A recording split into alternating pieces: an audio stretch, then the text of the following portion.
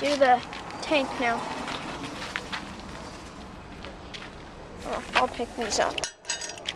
Oh, you want help with that? Okay.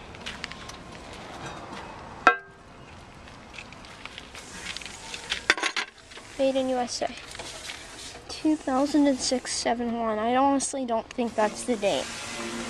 Tilt valve. Nice. Chain doesn't seem to be adjusted right because the tilt valve barely opens. Woodmaster 400 model. Interesting overflow tube location. It's right at the handle almost. Bolt caps. May 11 and M89. 2011, 496. I don't think that's the date.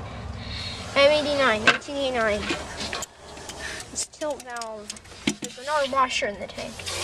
This tilt valve seems to be not adjusted right because look how little it opens.